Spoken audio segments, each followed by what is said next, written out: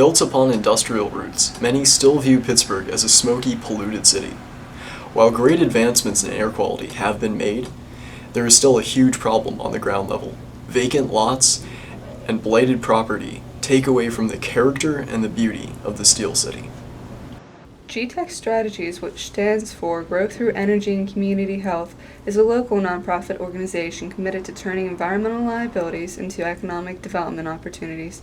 Chris Koch, the co-founder and chief operating officer for GTEC, spoke a little bit about their strategies for community revitalization.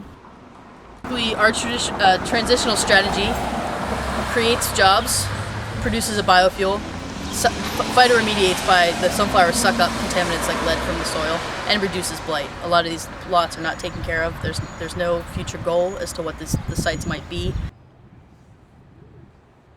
Braddock Youth Projects, with the support of Grow Pittsburgh, works diligently to beautify the distressed community of Braddock. The main focus of the BYP is to employ youth to create gardens, cut down on violence, and teach youth valuable job skills. Monica Soto, a worker with the BYP, can already see the positive changes in her community. We're all doing positive things, trying to make our community look better. When I first started working here, I looked around, took one big look at Braddock, and just thought to myself, there ain't no way of fixing this. It's too bad. And then while I start working and stuff, and I see the reaction on people's faces when they like walk past and see us working, that it made me feel good. So now my whole outlook is different. I think that we could really do something good for this town. The Western Pennsylvania Conservancy focuses on the preservation and restoration of natural areas for the benefit of present and future generations. The Conservancy's Community Gardens and Green Space program encompasses 140 sites in 19 counties. Judy Wagner, the Senior Director of Community Gardens and Green Spaces, explains the story behind the newest flower gardens in our region. By planting flowers around these spaces, it really changed the way people saw the spaces and took care of the spaces and engaged in them. So the flower garden idea was sort of accidental. It was sort of to the side and then became something all by itself. And we came up with this concept of gateway gardens, which were meant to kind of announce, oh, you're coming into these different locations. Gavin Deming, a community assistant for the Western Pennsylvania Conservancy, explains the ongoing process of greening in Pittsburgh communities. Judy kind of put it together that people and environment, there was something really important about that. And Pittsburgh is an incredibly green city.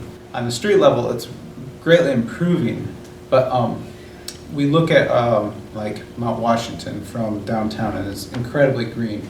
But if you look at the streets of downtown, if you look at the streets of where I live, the north side, there isn't necessarily a lot of green going on. The Moms Green Project, in conjunction with the Sojourner House Moms, is creating a natural playground to be used by dependent children of single women coping with addiction, homelessness, and abuse. Architect and community activist directs the project and spoke about the importance of green practices in the playground's development. Making cities more livable. The play area is simply providing a place for children in our program to have creative play. The idea was recycle, reduce, reuse. So we're taking derelict properties, we're adapting and reusing as much as we could possibly do here without buying materials, without relying on professional sources to build it. A little here, we've been clever in terms of using, as I explained to the teams from SEA. This muscle is the one you want to use first, exercise your brain first. The playground is built with the help of crews from the Student Conservation Association. SCA worker Anand Todd highlighted the importance of the project and the impact it will have on the youth in the community. Like Moms Green is for abused and battered mothers. You know, they have children and they live in these houses over here and stuff like, and their children will come over here and play, trying to make it better where we can. According to the Pittsburgh Green Forum report, the city of Pittsburgh has over 14,000 vacant lots. Restoration of these unsightly spaces may seem like a costly and daunting task, but the various local organizations working to transform blighted property into productive spaces have found economic, environmental, and educational benefits.